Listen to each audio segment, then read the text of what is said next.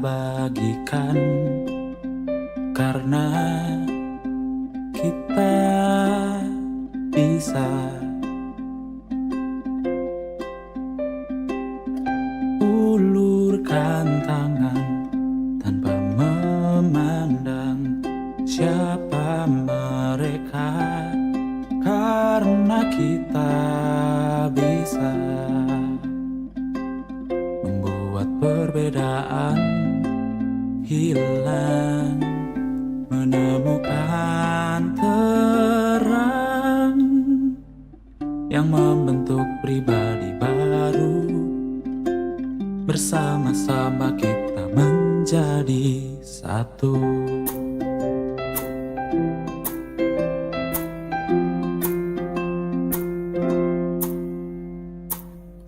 Kebaikan harus kita bagikan dan kita ulurkan, karena kita bisa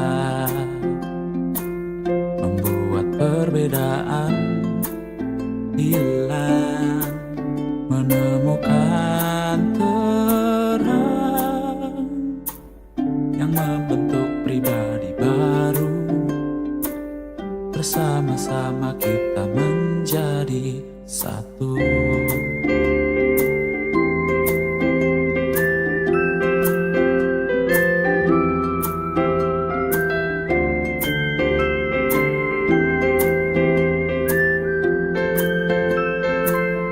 Membuat perbedaan hilang, menemukan terang yang membentuk pribadi baru. Bersama-sama kita menjadi satu.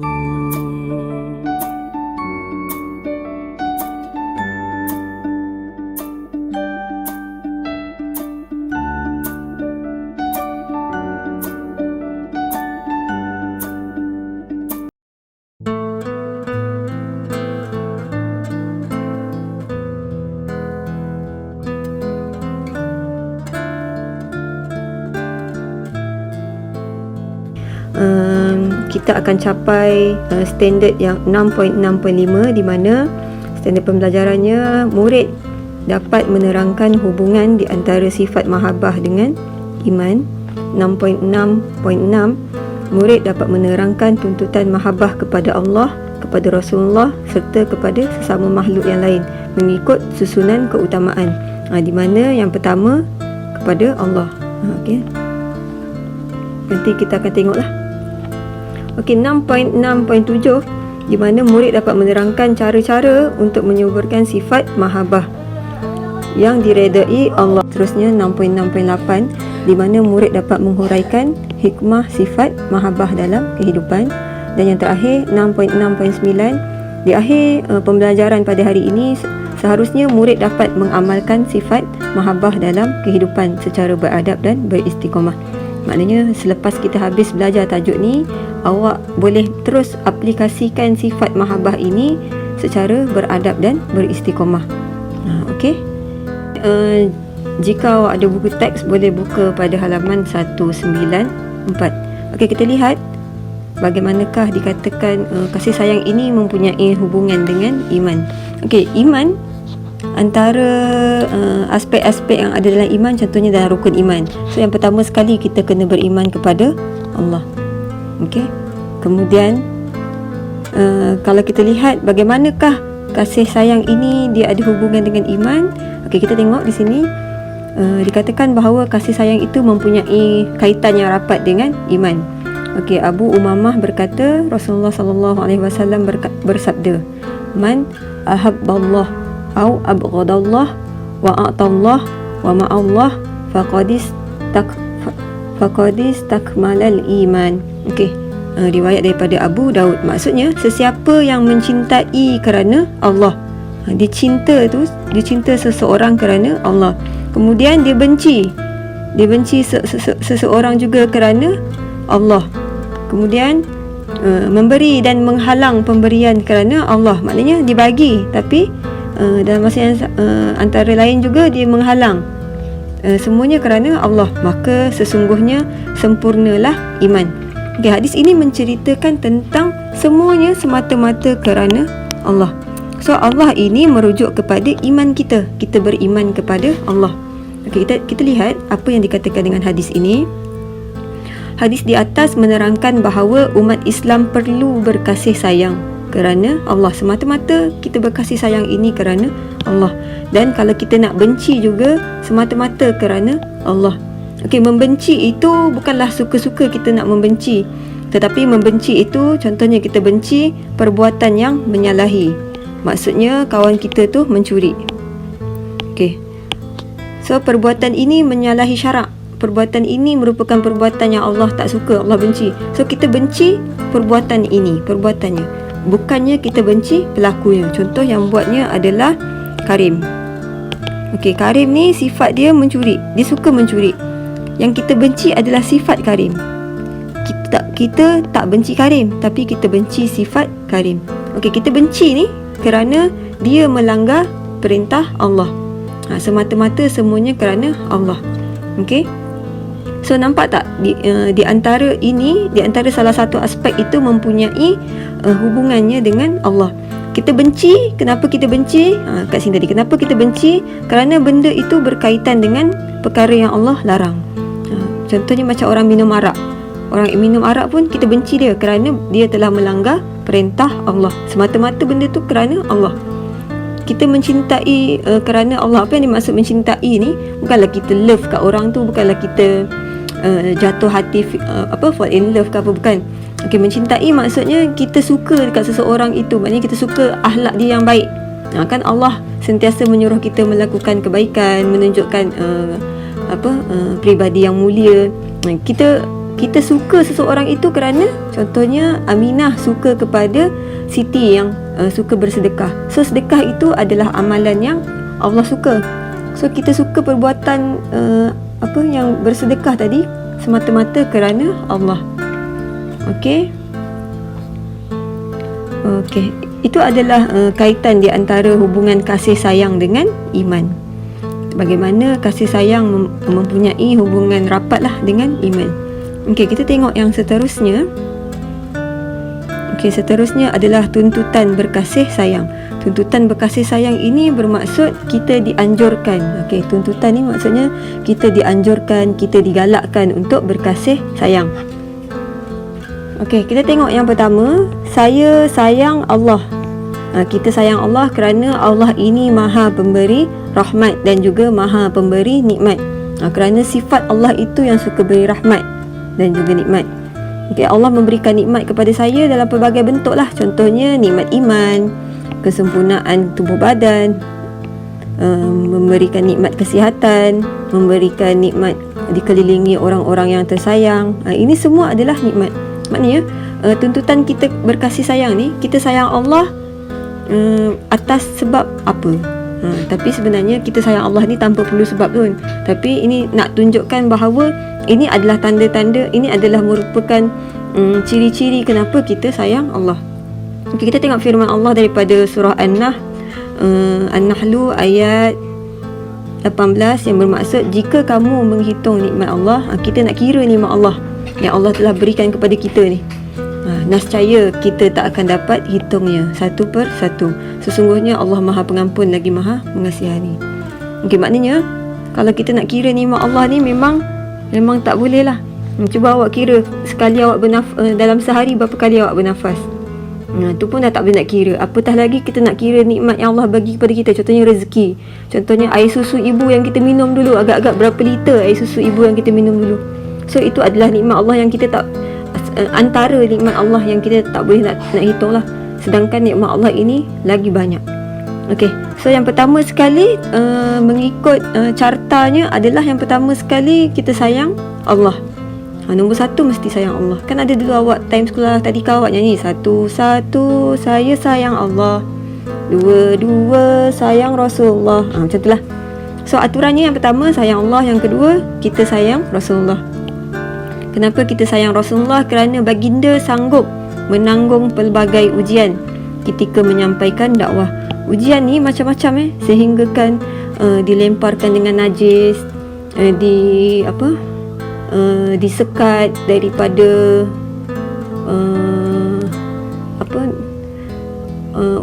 kaum kafir Quraisy tu sekat sistem kehidupan Nabi, kemudian dihina, diancam untuk dibunuh. Itu antara ujian-ujian yang baginda terima semasa menyampaikan dakwah. Okey, dalam usaha baginda, dengan usaha baginda menyampaikan dakwah ini, maka Islam tersebarlah sehingga kita menjadi umat Muslim. Okey, so dalam ni puteri ni cakap, saya berdoa semoga saya memperolehi syafaat baginda dan dikurniakan nikmat syurga. Okey, yang kedua ni kita sayang kepada Rasulullah. Okey, kita lihat firman Allah daripada surah Ali Imran ayat 31 yang bermaksud, katakanlah wahai Muhammad, jika kamu benar mengasihi Allah, maka ikutilah aku. Nescaya Allah Subhanahu wa ta'ala mengasihi kamu serta mengampunkan dosa kamu, dan ingatlah Allah Maha Pengampun lagi Maha Mengasihani. Okey, so kita tengok, kita dah tengok dua tuntutan berkasih sayang. Kita tengok tuntutan yang seterusnya. So kita dituntut untuk berkasih sayang dengan siapa agak-agaknya yang ketiga ni? Okey, so yang ketiga ni mestilah kepada ibu bapa. Okey, kerana ibu, putera ni cakap, kerana ibu saya telah melahirkan saya. Melahirkan saya ni, proses kelahiran ni ada dua lah, sama ada secara normal ataupun secara caesar. Tak kisah apa-apa cara pun ibu awak lahirkan awak, tetapi awak perlu tahu bahawa proses untuk melahirkan awak itu adalah satu proses yang sangat bersusah payah. Hargailah hargailah ibu awak. Dan ini untuk ibu, dan dia cakap ayah saya memberi nafkah kepada saya. So untuk pengetahuan awak, ibu ayah awak ni mencari rezeki ni, mencari nafkah ni, dia tak kira penat ataupun lelah. Dia mencari tu semata-mata untuk dia menunaikan segala kemahuan awak, segala hajat awak. Tetapi amatlah berduka cita sekiranya awak menjadi anak yang tidak mendengar kata. Sedangkan ibu dan ayah awak ni tidak berkira dengan awak, memberikan kasih sayang yang sepenuhnya. Okey, so putera ni cakap lagi, mereka berdua mengasihi saya dan juga mendidik saya. Time awak kecil, time awak jadi baby tu, malam-malam ibu ayah awak ni kadang-kadang dia tak tidur tau. Sebab apa? Kalau dia nampak nyamuk tu, dia marah sangat kat nyamuk, sebab nyamuk tu nak gigit awak. Okey, tu contohlah. Okey, saya juga sayang adik-beradik saya kerana mereka banyak membantu saya.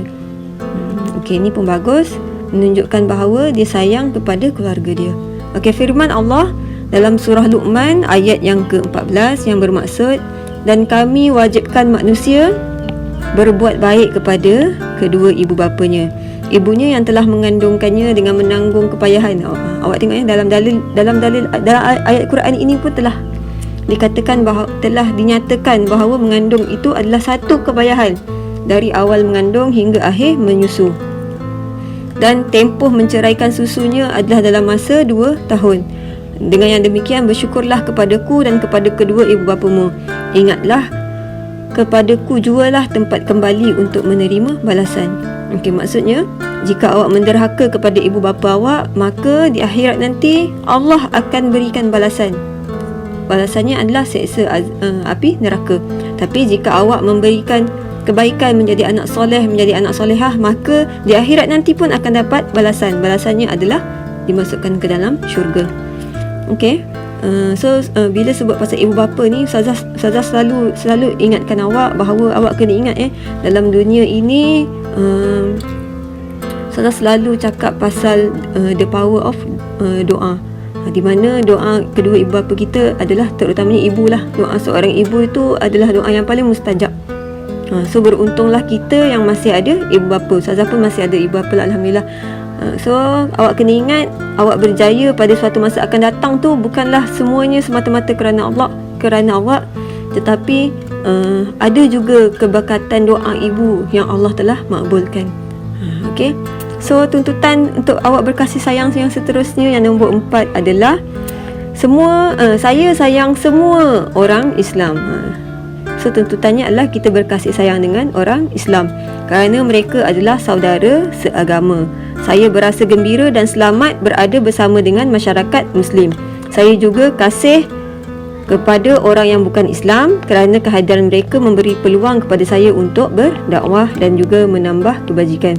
Okey, berdakwah ini bermaksud banyak cara lah untuk kita berdakwah. Caranya dengan kita menunjukkan akhlak yang baik juga adalah salah satu cara untuk kita berdakwah supaya orang itu tertarik dengan memeluk Islam.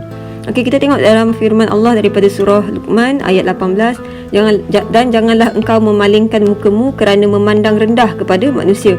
Maknanya kat sini kita bongkak takbur, kita memandang rendah kepada manusia yang lain. Dan janganlah engkau berjalan di muka bumi ini dengan berlagak sombong.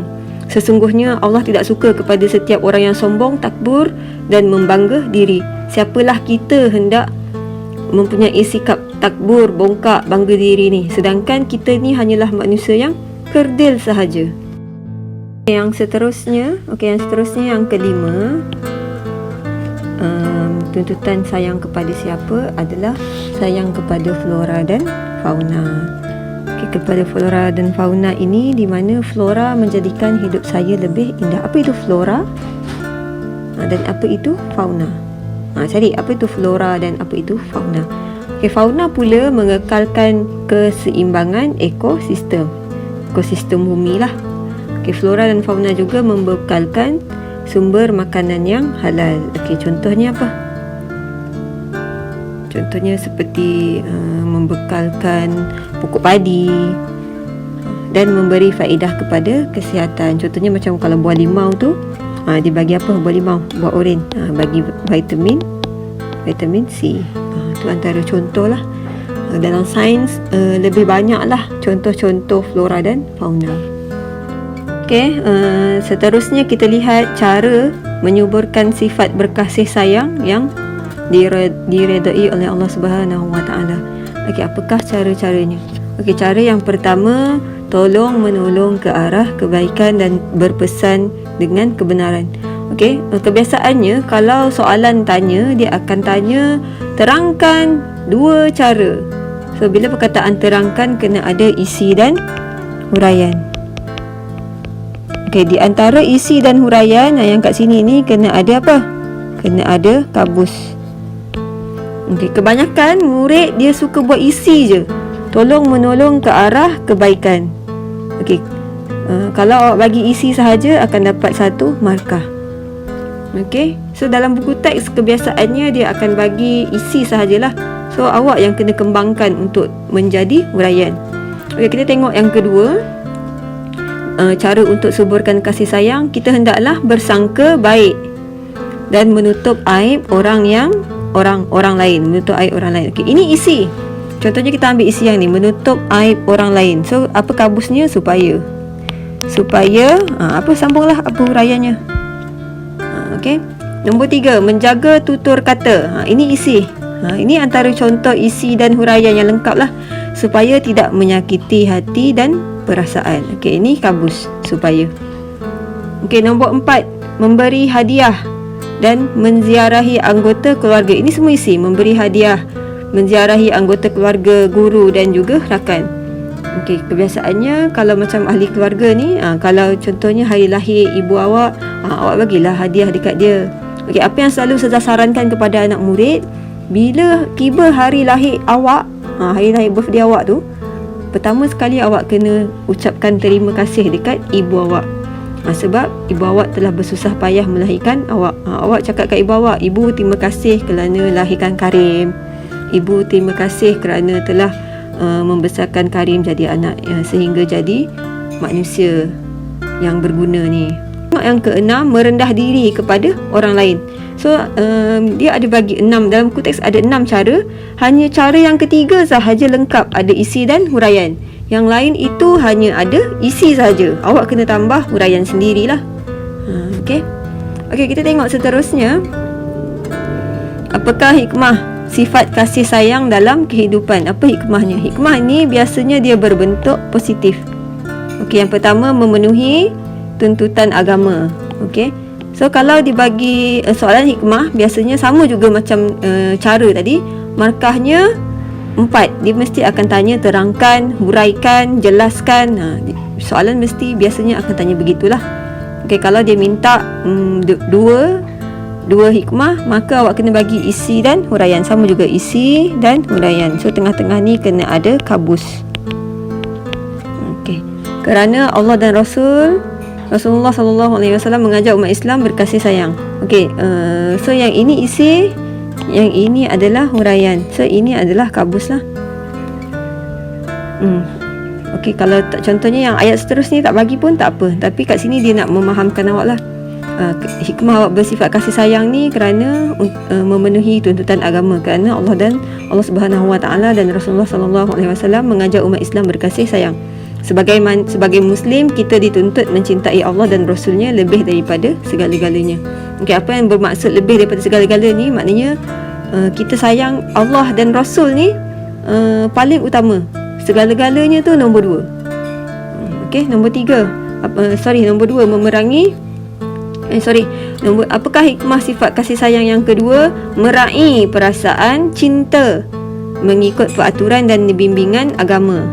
Okey, meraih maknanya kita meraihkan perasaan cinta kita tu dengan berlandaskan agama. Contohnya kita cinta kepada harta. Tak salah kita nak cinta kepada harta, tetapi kita kena ikut garis panduan yang Allah telah tetapkan. Contohnya memperoleh harta daripada sumber yang halal, memperoleh harta daripada jalan yang betul. Jangan pula semata-mata nak mendapatkan sesuatu awak mencuri. So itu adalah jalan yang salah lah. Harta itu contohnya kalau kita tengok, saya suka cerita pasal sabun basuh baju. Sabun basuh baju ni pada asalnya ia adalah halal. Tetapi ia menjadi haram apabila awak ambil sabun basuh baju Ali. Sebab contohnya nama awak ni Karim. Okey, sebabnya Karim telah ambil sabun Ali tanpa kebenaran, sedangkan pada awalnya sabun ini haram. Tetapi dengan perbuatan awak ambil tanpa kebenaran itu, maka ia menjadi maka ia menjadi haram. Okey, dengan cara yang betul dan baik. Contohnya macam mana nak memperolehi harta dengan cara betul dan baik? Contohnya bekerja. Contoh lagi meminta. Contohnya minta kepada kawan lah. Tapi perlu diingat, di antara meminta dan memberi, sebaik-baiknya adalah memberi. Okey, so itu sahaja tajuk kita pada hari ini berkaitan dengan kasih sayang.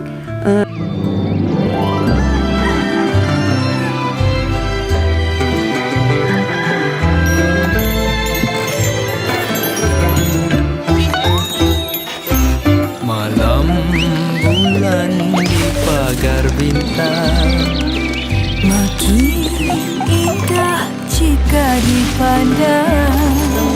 bagai gadis beri senyuman. Pada bujang.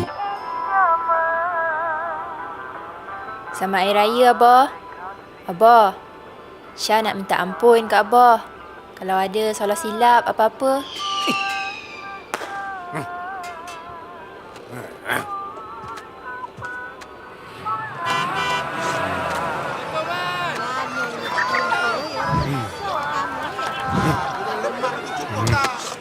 Pak Tam, gula dia tak? Gula. Gula? Apakah hanya pagi-pagi udah minta gula ni? Alah, setahun sekali je minta gula. Kamu tu apa kehel muka masam apa tu?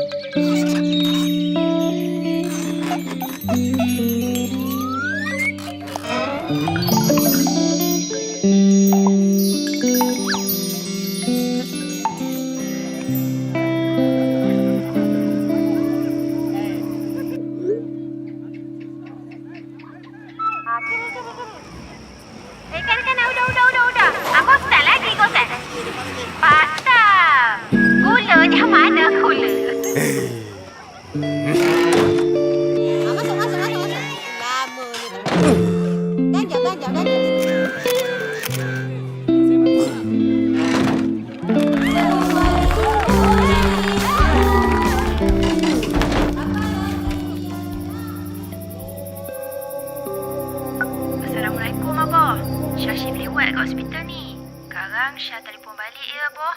Tak apa. Esok telefon sudah. Syah, Abah bangga berbenar dengan Syah.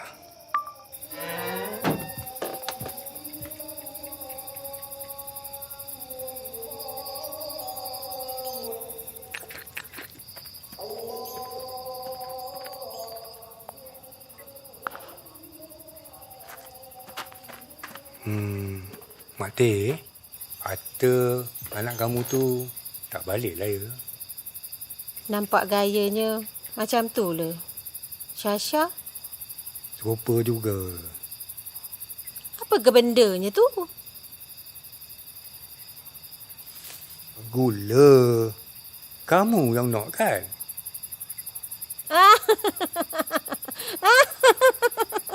Dah tak tahun minta.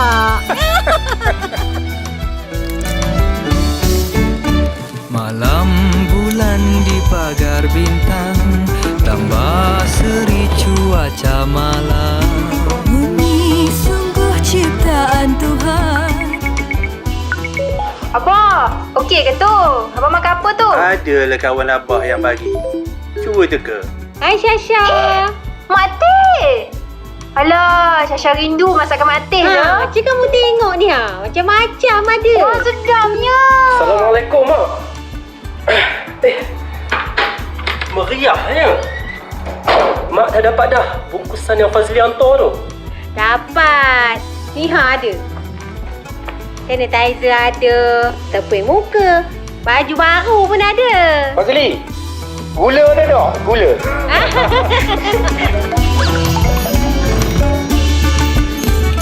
Malam tak lagi sunyi, kembali berseri lagi.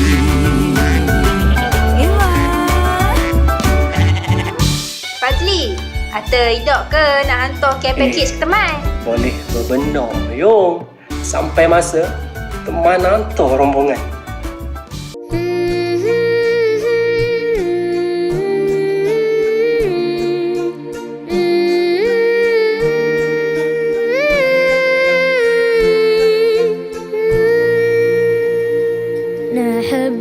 نحبك يا وطن لناك عشق بين الحنايا يبين نحبك يا وطن لناك فخر يسكن محانينا نحبك لأنك أنت